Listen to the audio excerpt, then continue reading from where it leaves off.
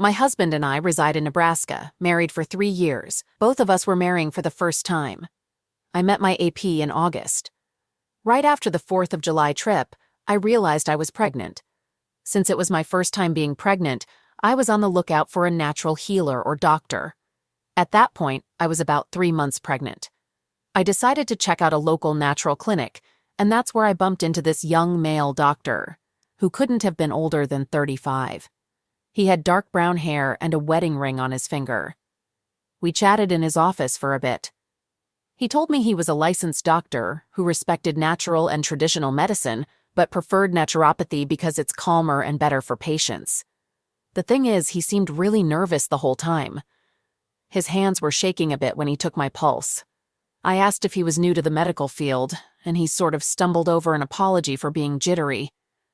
I could tell he was smitten, and I thought he was quite good-looking too. So, I asked if he could give me some advice about my pregnancy. He agreed, but mentioned that he'd be leaving the natural clinic by the end of the month. Curious, I asked where he was going next, and he just stopped and stared into my eyes for a few seconds. There was definitely some chemistry in the air, a real tension in the room. He finally told me he'd be working as an herbalist, not an OBGYN, but he gave me the name of a midwife and his phone number. He told me to call him any time for medical advice. Yeah, right, medical advice. I tried to forget about him for weeks, but I couldn't help having a couple of dreams about him. I really wanted to give him a call, but I resisted the urge. From that point forward, when my husband was at work, I'd come up with all sorts of excuses to call him, whether it was a slight headache, a bruise, hormones acting up, you name it. Most of the time, we'd just chat on the phone. But every now and then, maybe about twice a month, he'd manage to slip away from work and come over. Then, one night, about 2 months later, he was sitting beside me on the bed, and out of nowhere, I started crying. I mean, full-on sobbing. He immediately wrapped his arms around me, comforting me, saying things like, "It's all right, let it out, I'm right here, I've got you. I'm here, you're okay." Between the sobs, I managed to spill the beans that I had fallen head over heels in love with him, and I had no idea what to do about it. He gently held my face, wiped my tears away, and confessed that he felt the same way about me. I asked him what in the world we should do next, and he told me he desperately wanted to be with me, but he'd respect whatever choice I made. He said if I didn't want to see him anymore, I should let him know. I reassured him that I did want to see him, but was just scared and confused. He said we could go in any direction I felt comfortable with for us, so I suggested, "Can we just go with the flow?" He agreed wholeheartedly. I leaned in for a kiss, and bam, there were fireworks. We ended up making love right there on the master bed. And let me tell you, being a doctor seemed to make him an incredibly skilled lover. The term bedside manner took on a whole new meaning. The first time was a bit quick, and he apologized, blaming it on nerves and my sheer beauty. Then he gave me the most mind-blowing BJ I'd ever experienced. I had no idea I could finish twice in one day. It was mind-blowing. Afterward, we cuddled and kissed, and he told me he believed we were meant to be together. I couldn't agree more. He started coming over at least once a week after that, sometimes even twice. We'd spend hours together, going on dates or just staying in, talking and cuddling. Sometimes we got intimate, sometimes we didn't, until I was about 7 months pregnant. He was an amazing and generous lover.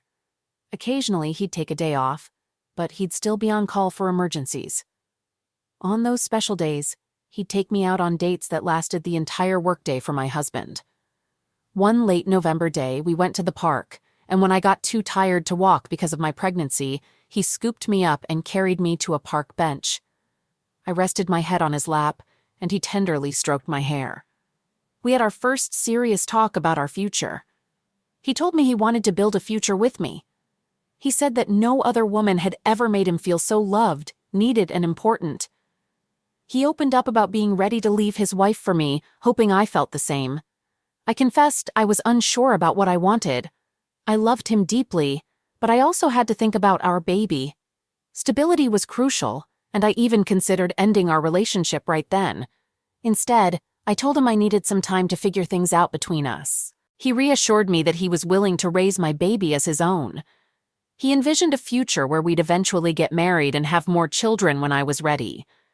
His wife couldn't have kids, and he was looking for someone to start a family with. We both dreamed of having 5 kids someday. When my daughter was born in late February, I named her Clara after my lover's mother.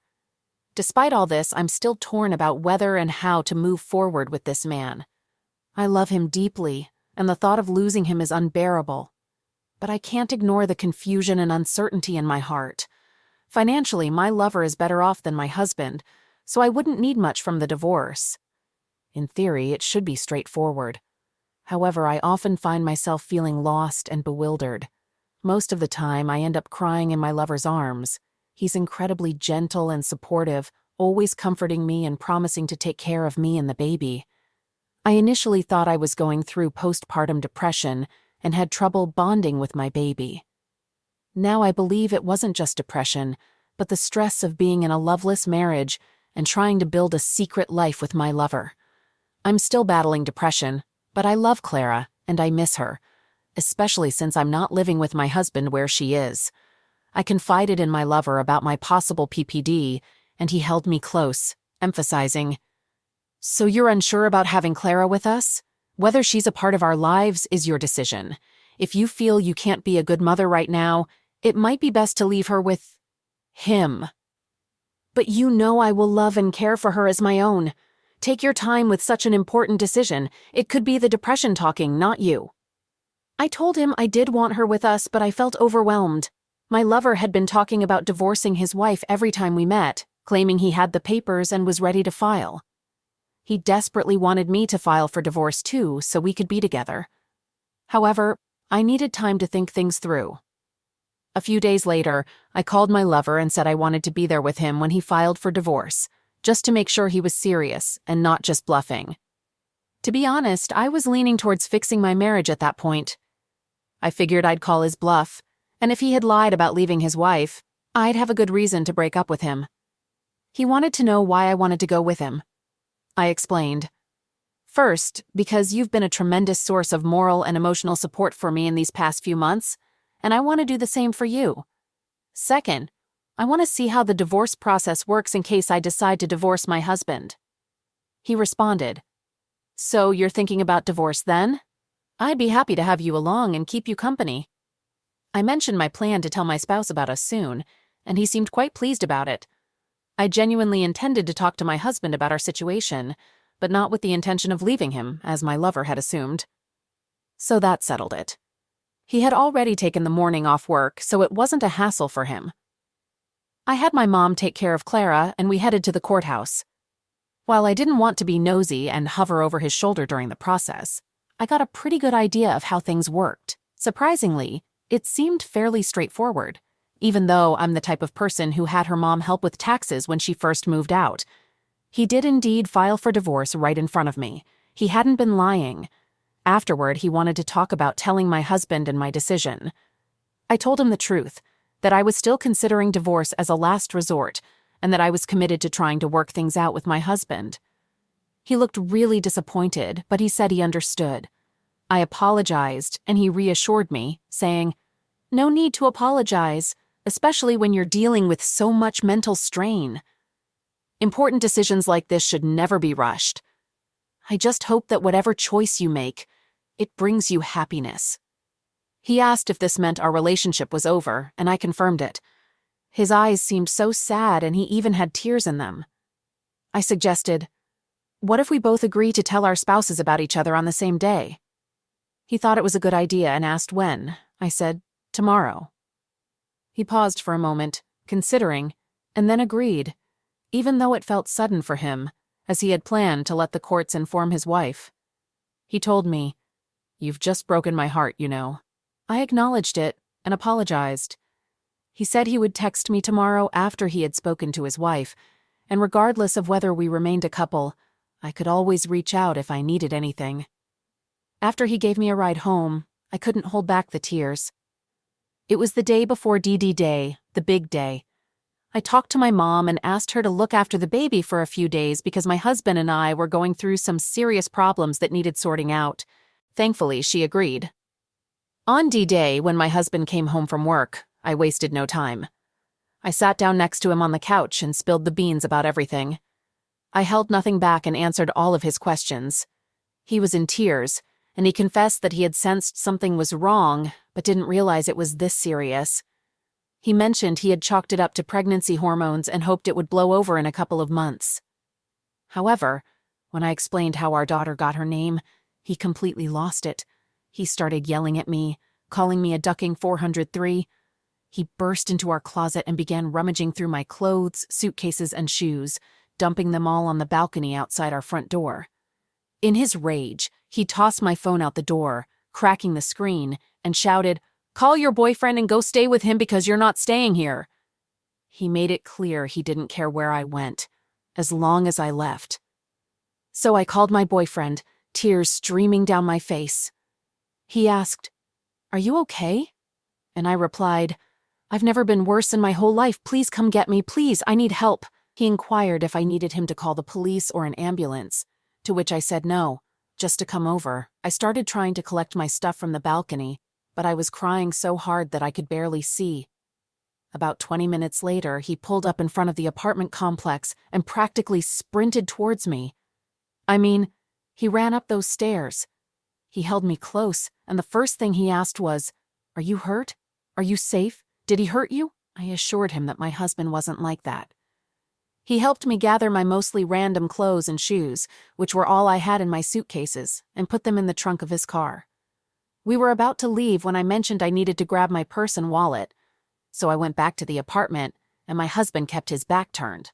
I told him, "I'm so sorry. Really, I am. I never thought it would end like this. I didn't want this. I don't even know what I want, but it's not this." All he said was for me to leave. And so I did. Once I had a chance to calm down, I asked my ex-lover what on earth I was going to do now. He reassured me, saying, "It's going to be all right. My wife left yesterday. She's staying in a hotel for the next few days, and then she's moving in with her parents across the state." He told me I could stay with him in his apartment for as long as I needed. He was thoughtful enough to stop at a neighborhood grocery store to pick up some essentials. He got groceries, tissues, and toiletries for me. He even got me a pint of ice cream and a chocolate bar, which was a sweet and considerate gesture. As soon as I stepped into his apartment, I completely lost it and started crying all over again, just sitting on the floor, shaking with deep sobs. It finally hit me that this was really happening. He knelt down beside me, held me close, and whispered comforting words in my ear, assuring me that I was safe now. He was here, and the worst was over. Eventually, I stopped crying, and he led me to the couch. He grabbed a comforter from his bed and wrapped me in it. He headed into the kitchen and told me not to move an inch until he returned. He couldn't have been gone for more than 10 minutes. While he was away, I found myself looking at his wall decor. It was one of those everyday moments that stick with you during huge life events, with tiny details etched into your memory forever. I'm feeling incredibly lost. It's hard to believe this is actually happening to me. I've been kicked out of my own house. He came back with a cup of tea for me and mentioned he was cooking dinner in a crock pot if I wanted some. I told him not to bring up food because it might make me sick. He understood but encouraged me to eat something soon to keep my strength up. The rest of the night was a mix of tears. Initially, he told me it was okay to let it all out, but after an hour or two of intermittent crying, he thought it might be best if I tried to detach a bit to give my mind a break. He brought me a cold cloth for my eyes, a piece of toast, water, and a Benadryl. He gave me the option to sleep on the couch or in his bed, whichever I preferred. For the next several days, my ex-lover continued being caring and attentive. He made sure I ate as best as I could, considering I still threw up daily for about a week, and ensured I took my vitamins and rested. He was always there, never leaving my side except for work. When he had to go to work, he would lock away knives and other things he thought might be dangerous, and he told me to call him if I ever felt unsafe. He was a bit overprotective, but I appreciated it. No one had ever cared for me like that. I asked him why he was doing all this for me, especially since we're not technically a couple right now. I told him I still wanted to try and save my marriage and hoped he didn't expect me to repay him for all his kindness. He sat down next to me and explained that he understood I was in a vulnerable place and a lot of pain. and he wouldn't take advantage of someone in that state by expecting anything romantic. He's being kind because it's something he enjoys. He mentioned he wouldn't have become a naturopath if he didn't like taking care of people. He told me he still loved me deeply and wanted more than anything to be with me. However, he also respected that I wasn't psychologically well at the moment, and his duty as a healer was more important than his romantic feelings, which I found incredibly noble. I really appreciate the fact that he's a caring and nurturing type. It seemed like his soon-to-be ex-wife had a career-focused life, and I think that's what drove a wedge between them. The state of our relationship is quite peculiar right now. We've pretty much ended our relationship. There's no more than hugs and innocent kisses between us. Both of us are hurting, and we're not even sure if we'll remain a couple. Still, he's letting me stay at his place indefinitely and treating me with utmost kindness and care. My emotions are all over the place. Every now and then, tears start flowing, and my ex-affair partner is right there with me, soothing me by stroking my hair and drying my tears. I can't even explain why I'm crying so much. It doesn't make sense to feel this awful when I'm with the man I love. Just a month ago, I would have done anything to be where I am now. But I can't stop crying or thinking about my last moments with my husband. I do appreciate having time with him now, and I like not having secrets. But this wasn't what I had in mind. I can't desire this anymore. I have to tell him I can't stay here and live with him.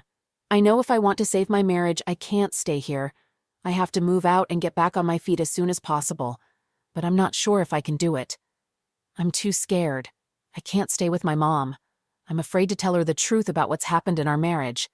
And I know she'd ask if I told her I needed a place to stay because my husband kicked me out. My ex-lover doesn't want me to stay with my mom because she still works, and he's worried about me being alone all day. I'm in a really bad mental state, and he's concerned I might have a breakdown. I'm hurt, scared, and terrified, and all I really want is to find a safe place to curl up and sleep until it all goes away. I still want to make things work with my husband, but I don't think I have a choice now. I'm overwhelmed and utterly exhausted. My ex is the only support I have left. I don't know how I can manage without his help, but I can't let myself rely on that. Clara is now with my husband at his apartment. I haven't reached out to him because I'm worried he won't take me back now. I realize I need to get my act together quickly, especially regarding how to gain custody of my baby. She means the world to me, and I have to start working on this. I'm faced with a tough choice. Either muster the courage to talk to my husband about reconciliation, or stay with the doctor and try to get custody. But I'm completely lost. Does the mother always get custody? Where do I even start? How on earth do I approach my husband, especially about the baby? It's all so overwhelming. I need answers and guidance. How do I make the choice between my husband and my lover? I don't have the same feelings for my husband as I do for my lover, but my husband has always represented safety and security to me. How can I win him back? How do I rekindle our love? How can I forget about my soulmate? I've read How to Help Your Spouse Heal from Your Affair, and it all seems a bit melodramatic. But if that's what it takes for him to take me back, I'll do it. How long does it usually take to move past an affair and get a marriage back on track for both of us? If I end up being with my lover, how can I ensure I get custody of my baby? My affair partner loves our baby as much as I do and really wants to raise her, especially since his soon-to-be ex-wife can't have children. Update. This morning, I opened up to my mom and told her everything that's been happening. Surprisingly, she was very understanding. She mentioned that when she was around my age, she left her first husband for my dad, something I had no idea about. I never asked her about it. My mom was incredibly supportive and helped me figure out how to approach my husband. She reminded me that men may come and go, but your children are your children forever. I should have turned to her weeks ago. Together, we went to my husband's apartment to collect my things, the baby, and all her stuff. To my complete shock, he allowed me to take the baby. He just wanted me to come back, and he promised to try to be a better husband. I suggested that if he allowed me to take the baby to my mom's house, we could talk this weekend about everything, work things out, and discuss our future. He agreed. My mom and I will explore the option of hiring the best custody lawyer we can afford, and she's willing to help with the costs.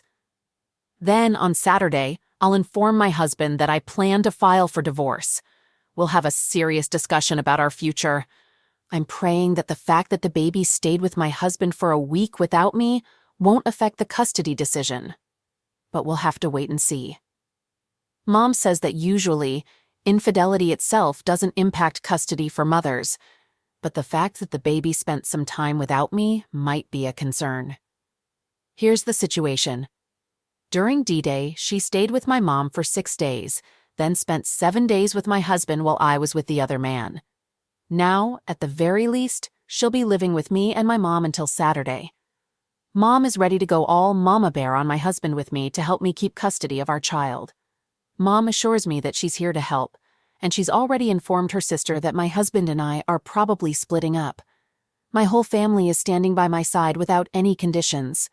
I never expected this level of support from my family, and I'm incredibly thankful. I'll propose changing our baby's name in exchange for having her with me most of the time. Perhaps he could have her on weekends or something.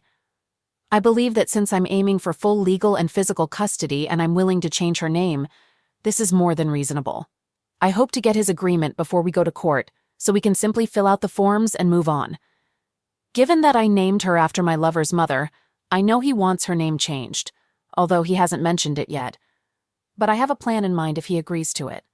I still want our baby's name to honor my lover's late mother, which is something both he and I desire. We discussed it, and he's open to changing her first name to a variation of his mother's maiden name and using a form of his mother's first name as her middle name. Let's pretend, just for clarity's sake, that my AP's mom's maiden name was Anna Schuyler. It's not, but bear with me. In this hypothetical scenario, the name change my lover and I agreed on was Schuyler Ann. Got it? My husband has no knowledge of my AP's mother's maiden name, so he won't understand the significance behind our baby's name. If he agrees to this plan, I'll have the best of both worlds. I just hope he's on board with it. Before we start searching for lawyers, I have a bunch of questions. Are there attorneys out there who offer free or lower-cost services if you lose your case? Can any lawyers guarantee custody? Honestly, what are our chances? Where do we even begin? The only thing in our favor is that my lover is financially well off, thanks to his parents covering his education costs, even though he's not currently practicing medicine except as a naturopath. Emotionally, it's a different story. I want my daughter and she needs her mother. Plus, she'd have a stepfather who adores her. If only I had met him 3 months earlier. We both agreed to divorce our spouses and be together about 2 weeks ago. He filed for divorce almost immediately, and as of this morning, I've also filed. So technically, we're not affair partners anymore, are we? When do you think it's appropriate to start calling him my boyfriend? Update. I've officially hired a lawyer now. Like all the others, he can't promise full legal custody, but he believes I have a good shot at getting primary physical custody, especially because I'm the mother, and our baby is still very young in breastfeeding, which is crucial for her. We can argue that not being able to breastfeed would be distressing for her, so she should primarily be with me, and my STBX can have generous visitation rights. I hope the judge is older or more traditional, so they can see things our way. I never ended up seeking help for my suspected postpartum depression, but I feel okay now, and it was probably just the typical emotional ups and downs new parents go through. Why did I go live with my lover and leave the baby with my mom for 2 weeks? My lawyer and I both agree that my STBX's behavior was offensive. He insulted me, threw my stuff out, and told me to leave the marital home. Feeling intimidated, I complied. Since I sent the baby to my mom's when I anticipated a disagreement with my STBX, it was actually a responsible move, prioritizing our baby's well-being. My mistake was not making sure my mom understood not to hand the baby over to my STBX. My lawyer says that's the main reason I shouldn't ask for sole custody. Meanwhile, my STBX is a real mess, and I've got most of his erratic behavior recorded. When he came over last weekend, he was clearly hungover, maybe even still drunk. He used offensive language, said hurtful things, and then sobbed, begging me to take him back. I've recorded it all. He's constantly texting me, switching between pleas and insults. His behavior is quite erratic, and he's just shown that to the courts. With his crazy rants and my willingness to offer him generous visitation, I come off as the reasonable one. So things are in motion. I might not get full legal custody, but I'm confident our baby will always be a significant part of my life. I won't be pushed aside. I had a minor women's issue today, and I honestly didn't think anyone would notice something like that. But my naturopathic lover did. While we were talking, he noticed something was off and asked if I had a UTI. I admitted I thought I did, and without saying a word, he went to Walmart, got a heating pad, Aleve, organic cranberry extract, and 3 types of cleansing tea. He made me a cup of tea and explained that my posture looked uncomfortable and in pain, and he noticed I hadn't gotten up to use the bathroom after our intimacy the past couple of days. He didn't want me nursing while on pain meds, so he offered to bottle feed the baby tonight so I could get a full night's sleep. Talk about attentive. I never want to lose this man. Tomorrow morning, someone is in for an incredible surprise. I'm worried I might not be able to keep my baby. My lover now knows that I won't share her. She'll either be with me and my lover or not at all. Or else is looming. My lover remains strangely optimistic. He thinks it'll work out for the better and that it's simpler than it seems right now. He believes there's nothing seriously wrong. I wish I could share in his positivity. I'm starting to get a headache and it's hard to type this out. I have a dentist appointment early in the morning, and I'm looking forward to it because maybe they'll give me nitrous oxide, and I'll finally have an hour of peace. STBX, you're such a jerk. Just take her from me. I'm absolutely furious. I can't even describe it. I keep going back and forth in my mind about my daughter. One moment, I feel like I won't compromise for him, even if it means giving up my daughter. The next moment, I'd do anything to keep her in my life, even if it means seeing him twice a week. Today I went to my GP, and she told me I have moderately severe depression and prescribed Wellbutrin. I have a follow-up in 3 months. Now I have to stop nursing because of these antidepressants, and I'm not sure how to handle it. It's making me even more emotional, and it feels like another way I have to let go of my precious daughter. Plus, since I can't nurse her, and I'm getting mental health treatment, my chances of keeping her seem close to 0. The only argument my lawyer had for me is gone. The appointment that was supposed to help feels like it's made everything worse. I'm so angry. He's taking my daughter, and he knows it. I can't stand him. When I was with my lover, I didn't hate him, didn't even think about him. I want to go to his apartment and make it clear that my daughter is mine, regardless of what the courts say. He means nothing to me. He's just the guy who happened to be there at the time. I've cried so much. I hope the medicine stops some of that, but waiting 3 months for relief seems unbearable. I hate him. He's taken my little girl. I don't need alimony. I might end up getting it because I never worked during our marriage, but I don't need it. My lover makes almost half of what my husband does. I don't need the furniture from our apartment. All I need is my baby, and I'm losing her. I've already lost her. He stole her. My lover holds me and says he knows things are beyond awful. He tells me he's grieving too. He holds me while I cry and sob. He says he won't leave me, whether I can keep my daughter or not. He just wants me to be happy. He'll get me a kitten, pay for grief counseling, buy me anything in the world. He says we'll go on an overseas vacation in August, just the 2 of us. And when the divorce is over and I've stopped mourning, will that ever happen? Will I ever stop mourning the little angel my husband stole from me? We'll try for another baby. One that's truly 100% ours. One my awful husband can never take. But nothing, no money, no vacation, no gifts, pets, or more children will ever replace the child my husband stole. I hate him. The next time I see him, my lover will be there, and will kiss and embrace right in front of his face. I still have my lover. I still have a source of happiness he can't take away from me. He can't take everything, no matter what. In August, my lover and I are going to England for our very first vacation together in the daylight. We've openly expressed our love for each other for the past few weeks, but this trip really seals the deal. We had talked about visiting England together, but I didn't expect it to happen so soon. It's going to be amazing. We're planning to stay there for 2 weeks. He's going to show me around London, take me on a train ride across the northern moors, and we'll do some shopping and visit the seaside. He just booked our plane tickets today, and all that's left is to pick a hotel. Plus, I absolutely love rainy, misty weather and having picnics in parks, so this trip is going to be perfect. On top of that, he has some distant family there. Aunts, uncles, grandparents. And he told me tonight that he's already informed them about his impending divorce and wants to introduce me as his girlfriend. Not a lover or a secret affair, but his actual girlfriend. I think that means we're officially a couple in the eyes of the world now, or at least we will be. I've been going through a rough time lately, but this vacation is just what we both need. It's a chance to escape, change our surroundings, and simply relax together as a couple.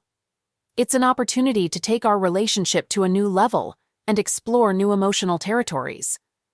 While I'm still dealing with the stress of waiting for my soon-to-be ex to respond to my divorce petition, this trip has brought some calm and peace into my life. I have so much to look forward to, and it feels like a fresh start.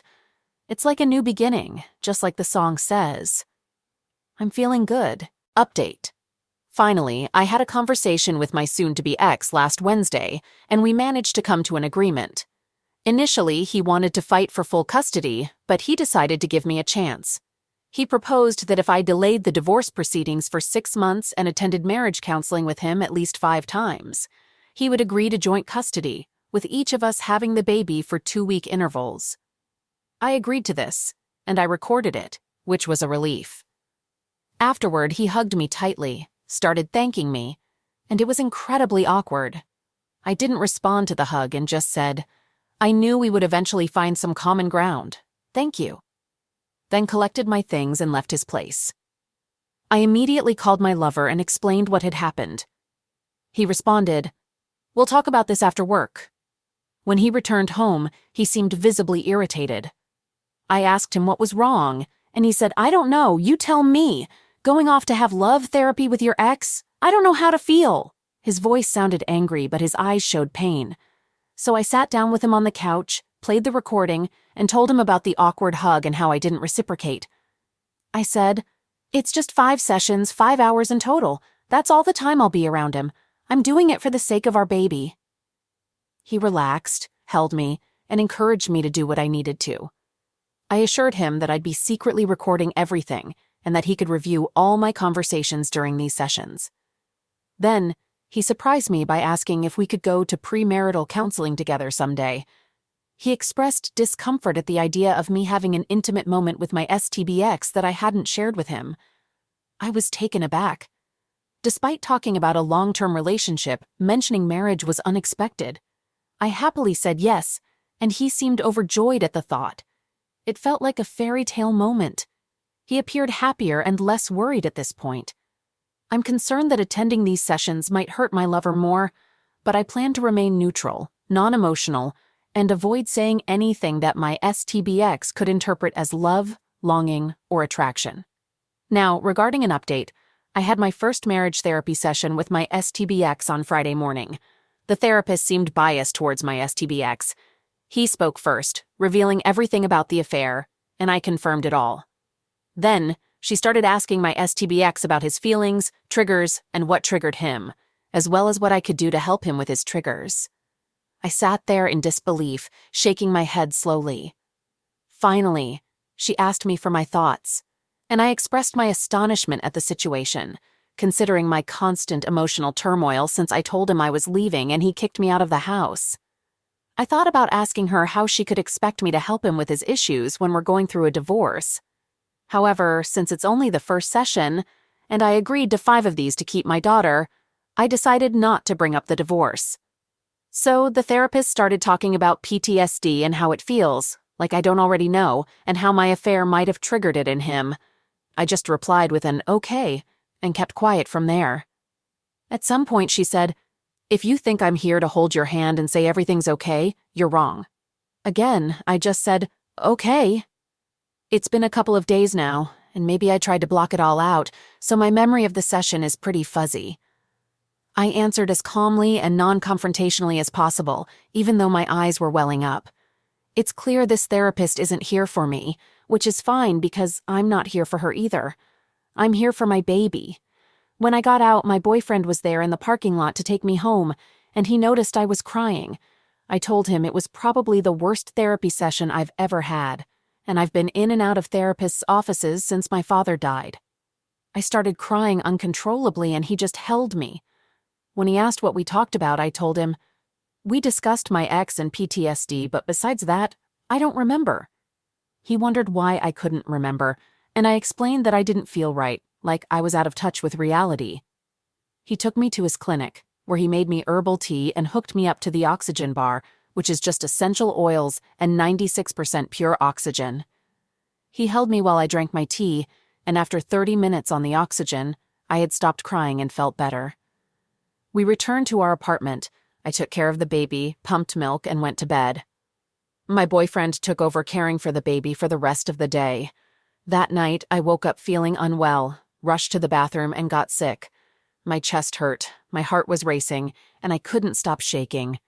My boyfriend, was there for me as always. He looked after both the baby and me the next day. I had a slight fever, but my temperature kept fluctuating. After ruling out pregnancy, and I concluded that it was stress-related. My chest still hurt, and I wasn't doing well.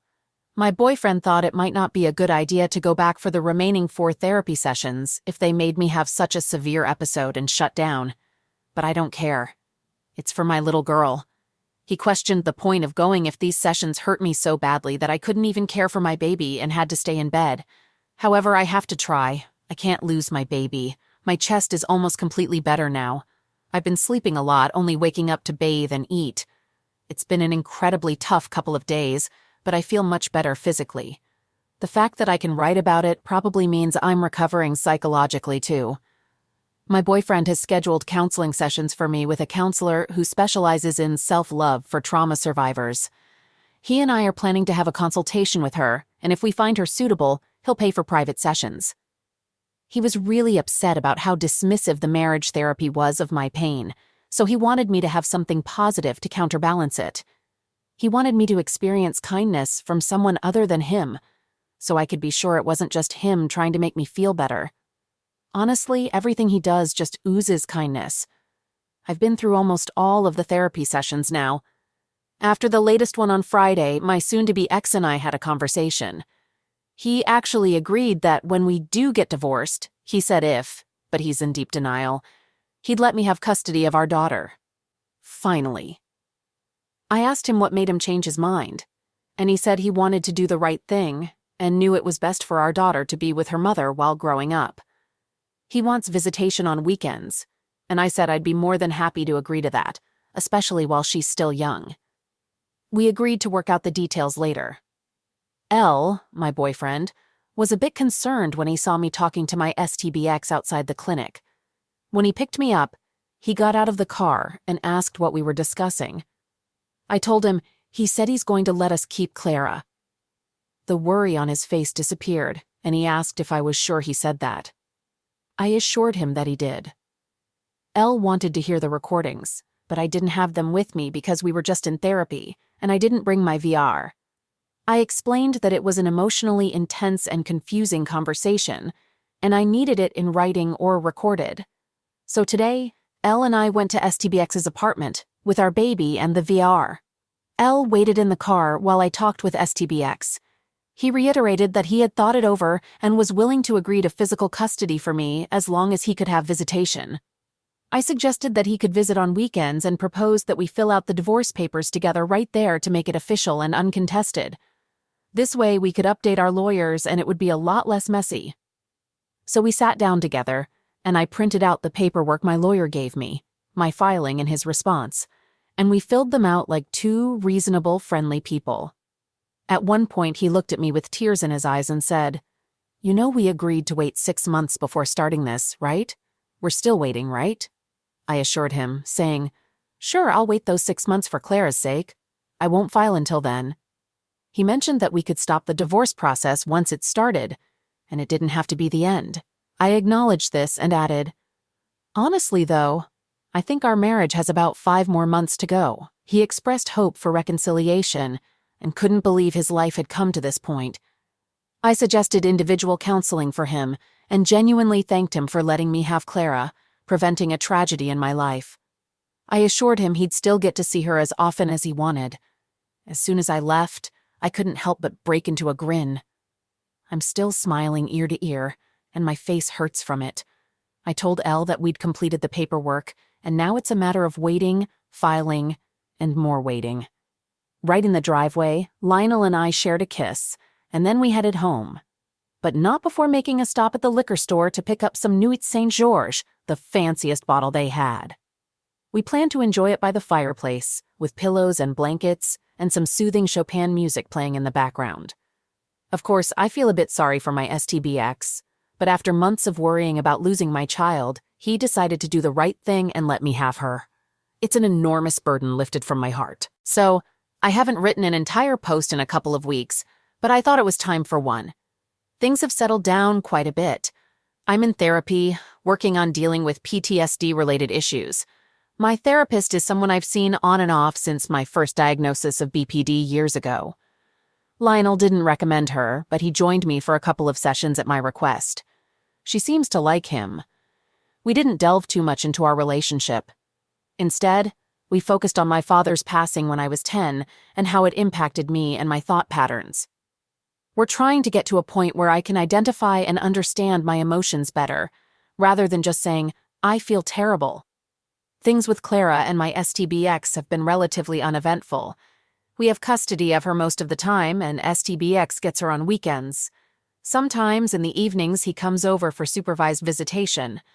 The first Saturday he took her, I couldn't help but cry, but I managed to cope by distracting myself with a movie on the couch with Elle.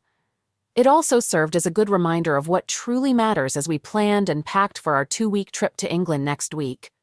We're excited about sightseeing tours, staying with his relatives, and going shopping and sightseeing in London. We've connected with his aunties, uncles, and grandma on Facebook, and they can't wait to meet us. So yeah, no drama. Things have been pleasantly uneventful, and I almost forgot to give you an update. I hope it stays this way. Until next time, I suppose. Update. My former affair partner is now my current boyfriend, and I'm about to get custody of our daughter. In just 5 days, we're going on a vacation to England to meet his family. Tonight, we baked brownies, acted silly like animals, and have been celebrating nonstop ever since my STBX decided to give me custody. It's been the happiest month of my life, and there are many more happy days to come. Also, the other day, my daughter looked right at my boyfriend and said, "Dada dada." I know she's just making sounds and can't really talk yet, but it was so adorable that we both got teary-eyed. My boyfriend will be a father figure to my little girl, and it makes me incredibly happy. My boyfriend and I are currently in England together. Our journey here was a complete disaster, and it brought out the worst in us for a while. Our luggage got lost, our flight was canceled and rescheduled multiple times, and we ended up arriving in England 2 days late. During this time, we saw each other at our most irritable and emotional moments. However, we managed to get through it, and our lost luggage was eventually delivered to us. London has been pretty awesome so far. We're staying at my boyfriend's aunt's house in a town south of England. For an English house, they have a lot of space and a nice yard/garden. His aunt mentioned my divorce, but my boyfriend's response was heartwarming. He said, "Nonsense. I'm quite glad my ex-wife is gone, for now I've met the love of my life. This is Ophelia and our darling daughter, and they're every bit the angels I've told you they are." It made my heart melt. During our stay, we've explored various pubs, restaurants, and shops in London. We head out every morning after breakfast and spend the entire day in the city until sundown. When we return home, I prepare Clara's things for the next day and collapse into bed, exhausted but content. Clara has adapted well to all the traveling, sleeping peacefully in her pram. It's been a wonderful experience, and even finding places to nurse her hasn't been difficult. Most cafes and museums allow it as long as you're covered up. We're all pleasantly worn out, and we'll probably sleep in tomorrow. A lot has happened in the past few months since my last entry. This is always a tough time of year for me because it's my baby daughter's birthday, followed by the anniversary of my father's passing just a few days later. There have been many exciting and emotional moments. Last month, I had a pregnancy scare, although it wasn't really a scare, because Lionel and I were overjoyed at the possibility of me being pregnant with his child. Unfortunately, it wasn't meant to be this time, as I got my period almost 2 weeks late. We both shed a few tears, but in the end, it was much ado about nothing, you know? I officially started the divorce process with my soon-to-be ex-husband. I thought it would be a straightforward process since we had already filled out the paperwork, but it didn't turn out that way. On the same day we filed for divorce, my paramour and I celebrated our daughter's first birthday in the morning. It was just the three of us, along with my mother and his father. Clara received some new clothes, a board book, an educational stuffed dog that talks, and the cutest pink fluffy bunny jacket you've ever seen. We took some great family photos and videos with Clara having cake all over her adorable little face. After they left, I went with Lionel, my paramour, and Boopsie, our nickname for our daughter, to my STBX's house to sort out some paperwork and officially kickstart the divorce process. STBX was unusually quiet, probably because Lionel was with me. This time, Lionel joined me, holding the baby and trying to clean frosting from her hair, while she giggled and kept saying "Daddy" over and over. Her first word was banana, but her second was daddy, and she directed it at Lionel. He got emotional, and I really wish I had captured that moment on camera. I offered to show my STBX the photos Lionel took at the party, but he declined. Instead, he dropped a bombshell. He wanted Clara to live with me. I was shocked. While I knew he might be okay with not having majority custody, I had expected, deep down, that we would end up with joint custody. But that wasn't the case at all. He told me he was granting me full custody, both physical and legal. I asked, "Are you sure?" He was absolutely certain and said he hoped Clara would have the family she deserved. He started crying and I tried to comfort him a bit. I assured him that he didn't need to worry about her future, as she would grow up with a mother and stepfather who adore her, and with a biological father who was brave and selfless enough to do the right thing and let her stay with us. I promised him he could have as much supervised visitation as he wanted, but he declined. He gave me an envelope saying it was for her college fund. I later discovered it contained a $2,500 check. Lionel and I hugged each other tightly. We had our daughter for good. I took pictures of the documents and had my voice recorder just in case. We picked up the paperwork and, along with STBX, went to the courthouse to file it, both of us grinning from ear to ear the entire way. Since we agreed on custody, didn't want alimony, and had no shared property, all we had to do was wait 60 days for our hearing. I had to let Lionel drive halfway there because I got teary-eyed. It was the start of our happy ending, but something unexpected came up that put a damper on things. Yesterday, I received a call from the local mental hospital, and I didn't think much of it because they usually call to remind me of psych appointments. But this time, it wasn't about an appointment.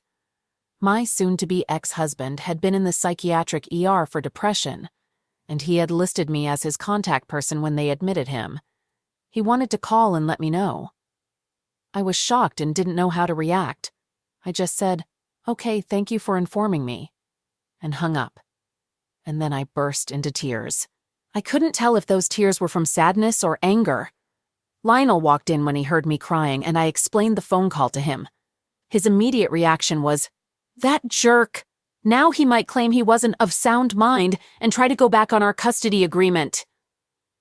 I hadn't even considered that possibility. What makes it even worse is that my father passed away on February 25, 2003, due to pancreatic cancer, and my STBX is aware of this date. Could he have pretended to be in such a dire state on that day to upset me, get back at me, and possibly try to take our child away again? I don't have the answers. I just feel lost and overwhelmed by emotions that I can't even name. For the past couple of days, I've been constantly on edge. I haven't been able to sleep, eat, or even drink water since the call. I can't stop shaking and crying, and it feels like I've been having a panic attack that's lasted for 24 hours. I'm struggling to cope. Lionel held me, wrapped me in a blanket, and brought me tea, which I could only manage one sip of before vomiting. He tried to comfort me and suggested that my heightened emotions might be due to the difficult time of year, with the anniversary of my father's passing. He reminded me that I usually need more intensive therapy around this time, and that I had forgotten to schedule an appointment on the anniversary of my father's passing. He asked if I wanted to go to inpatient therapy, but I declined. I was afraid I might run into my STBX there, and I couldn't bear to leave my daughter even for a moment. Lionel understood and respected my decision, but he insisted that I needed a break.